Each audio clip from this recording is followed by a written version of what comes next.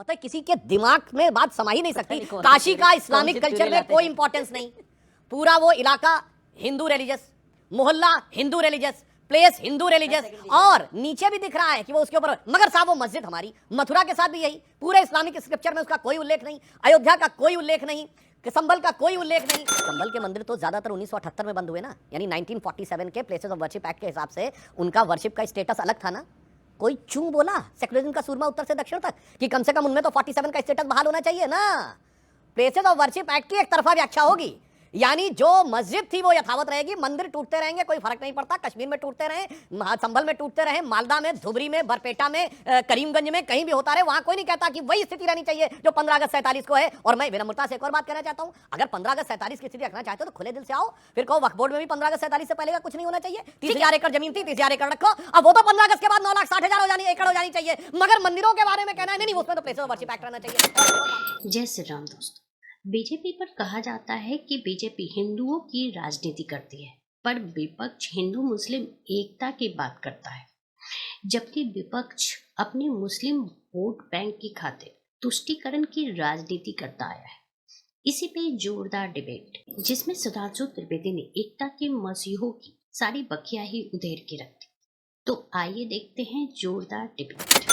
हुआ बटेंगे तो कटेंगे, 2025 का नारा होगा घटेंगे तो कटेंगे, क्योंकि हम जहां जहां घटे वहां वहां कटे। अफगानिस्तान में घटे तो कटे, पाकिस्तान में घटे तो कटे, बांग्लादेश में घटे तो कट रहे हैं, कश्मीर में घटे तो कटे, जहां जहां घटे वहां वहां कटे। तो ये घटना रुकना चाहिए, और घट रहे हैं। घटने का मूल कारण है 5 तरीके का जिहाद: लब जिहाद, ड्रग जिहाद, घुसपैठ जिहाद, धर्मांतरण जिहाद, जनसंख्या जिहाद। इन 5 पे मेरी PIL है, मैं बात कंप्लीट कर रहा हूं। जो बातें कहता हूं सब सुप्रीम कोर्ट में एफिडेविट भी देता हूं। प्रतिदिन 10,000 हिंदुओं का धर्मांतरण हो रहा है, धर्मांतरण जिहाद चल रहा है। 5 करोड़ घुसपैठिए 2017 में आ चुके थे, उनकी संख्या 6 करोड़ हो चुकी है, वो भी उससे भी डेमोग्राफी बदल रही है। जी। 90,000 बच्चे रोज पैदा हो रहे हैं, उसमें हिंदू मात्र 45,000 पैदा हो रहे हैं।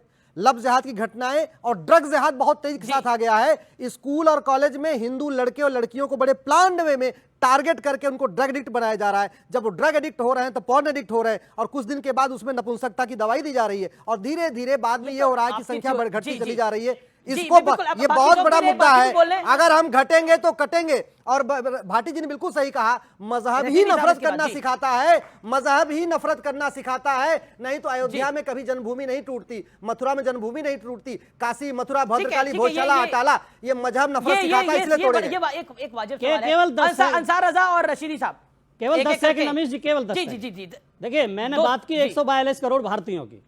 अश्विनी उपाध्याय जी बात कर रहे हैं एक छोटे से वर्ग की।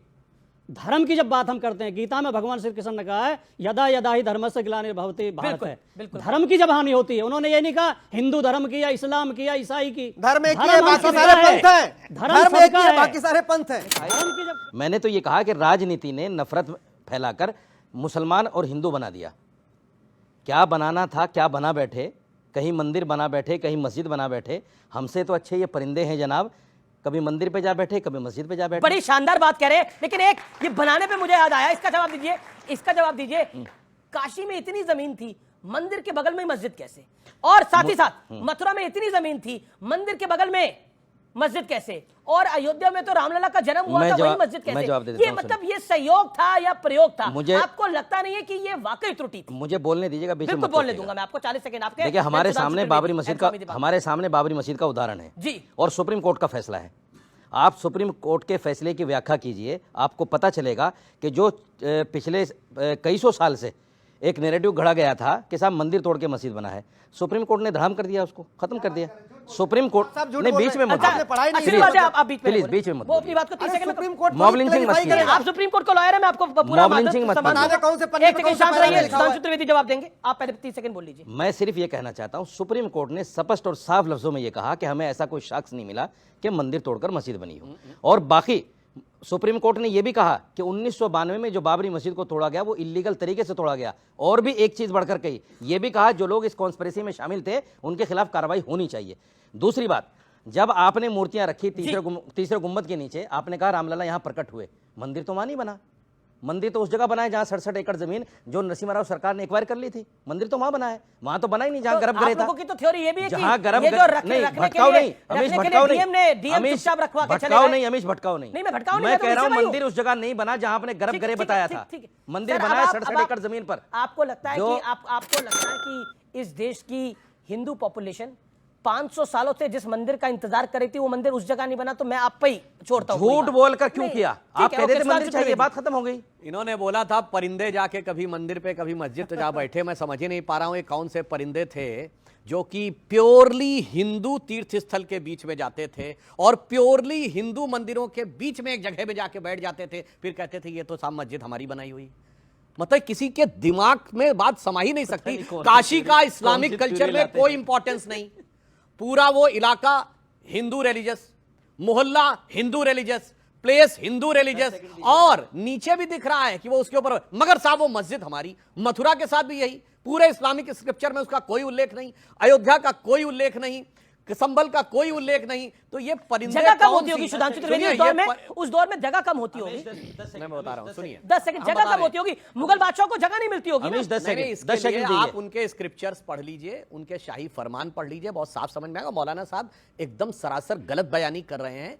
हाई कोर्ट का जो जजमेंट आया था 30 सितंबर 2010 Lucknow bench of Allahabad high court, उसने केंद्रीय गुंबद जो के नीचे सैंक्टम सैंक्टोरम श्री रामलला विराजमान को दिया था गर्भगृह, और जो ये बात कहने का प्रयास कर रहे हैं उसमें कोर्ट ने ये नहीं लिखा। कोर्ट ने लिखा 12वीं शताब्दी से पहले के वहां पर जमीन के नीचे मंदिर होने के हमारे पास कोई आर्कियोलॉजिकल एविडेंस नहीं। Point, और अगर मुझे- आर्कियोलॉजिकल मुझे 10 एविडेंस की सेकंड, बात 10 सेकंड करें दीजिए। तो अगर ये डॉक्यूमेंट्री एविडेंस मानने से मना कर दे तो 6 दिसंबर 92 से पहले वहां कोई स्ट्रक्चर था, इसका आज कोई आर्कियोलॉजिकल 10 एविडेंस सेकंड, नहीं। 10 सेकंड। कोई आर्कियोलॉजिकल एविडेंस दस नहीं सेकंड, है, दस इसलिए सेकंड, गलत बयान नहीं दयानंद करेंगे। सारा स्वामी दीपांकर ज्ञानवापी जो मस्जिद है वो अकबर के जमाने से भी पहली है।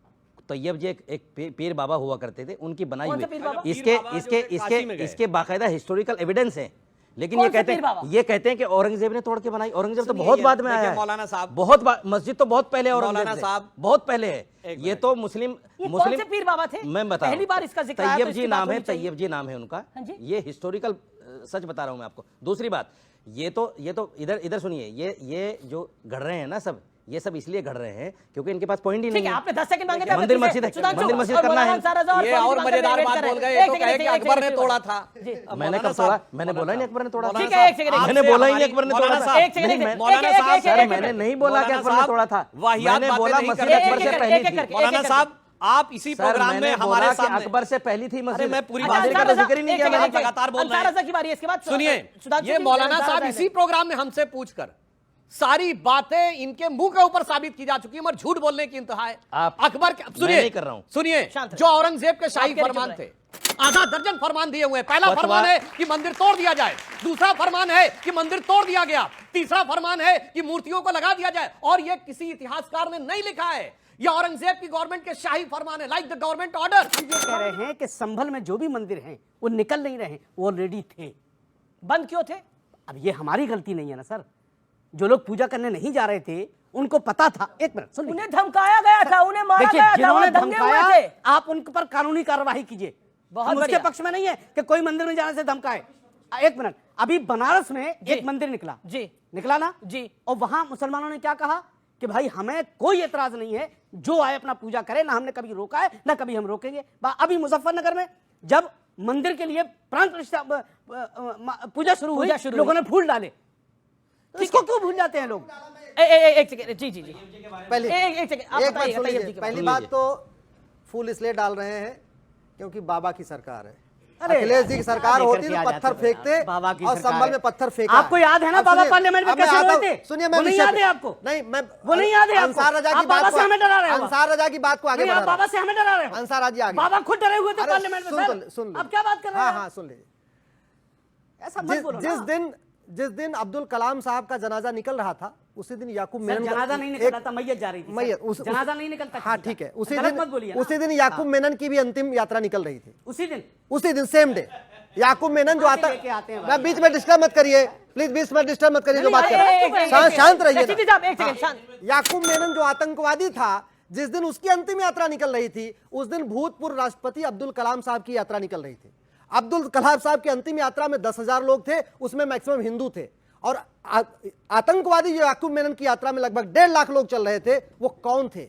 दूसरी बात ये, मैं भी मानता हूं 99% अच्छे विचार वाले होते हैं, लेकिन 99% वाले अच्छे विचार वाले होते हैं तो भारत में जो लोग रह रहे हैं इसमें से मैक्सिमम लोगों ने जिन्ना के पक्ष में वोट क्यों किया था? अगर उनको वास्तव में भारत से प्यार था, अगर उनको विभाजन पसंद नहीं था तो 99% जिन्ना खिलाफ वोट कर देते तो विभाजन नहीं होता। में जो हो गया, हाँ, अब क्या उसी को आगे बढ़ाते नहीं, मैं आगे एक बार सोच पे आ रहा हूं, एक बार सुनिए सर, आप वहीं अटके पड़े हैं, थोड़ा आगे बढ़ जाते प्लेस। एक मिनट में आपको आगे आपने बता सवाल 10 बार प्लेस किया ऑफ वर्शिप एक्ट मैंने चैलेंज किया है सुप्रीम कोर्ट में, जिसके बाद ये 18 स्थानों पे सर्वे हुआ है।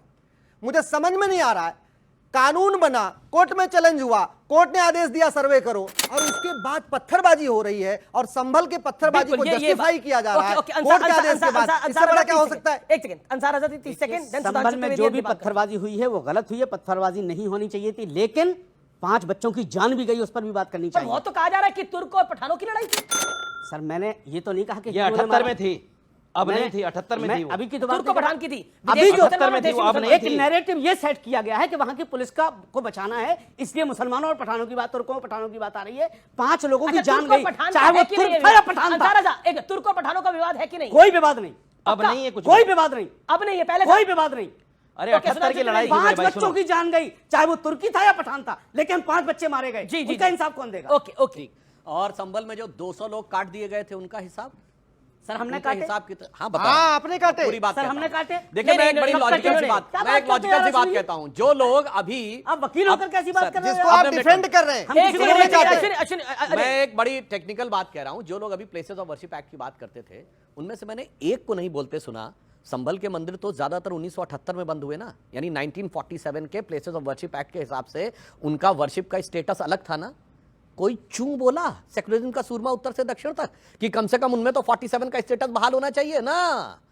प्लेसेस ऑफ वर्शिप एक्ट की एक तरफा व्याख्या होगी, यानी जो मस्जिद थी वो यथावत रहेगी, मंदिर टूटते रहेंगे, कोई फर्क नहीं पड़ता। कश्मीर में टूटते रहे, संभल में टूटते रहे, मालदा में, धुबरी में, बरपेटा में, करीमगंज में, कहीं भी होता रहे, वहां कोई नहीं कहता कि वही स्थिति रहनी चाहिए जो 15 अगस्त 47 को है। और मैं विनम्रता से एक और बात कहना चाहता हूं, अगर 15 अगस्त 47 की स्थिति रखना चाहते हो तो खुले दिल से आओ, फिर कहो वक्फ बोर्ड में भी 15 अगस्त 47 से पहले का कुछ नहीं होना चाहिए। 30,000 एकड़ जमीन थी, 30,000 एकड़ रखो। अब वो तो 15 अगस्त के बाद 9,60,000 एकड़ हो जानी चाहिए, मगर मंदिरों के बारे में कहना है नहीं, उसमें तो प्लेसेस ऑफ वर्शिप एक्ट रहना चाहिए। इस डिबेट को लेकर आपकी क्या राय है, हमें जरूर बताएं। हमारे साथ जुड़े रहने के लिए चैनल को लाइक एंड सब्सक्राइब करना ना भूलें। Thank you so much.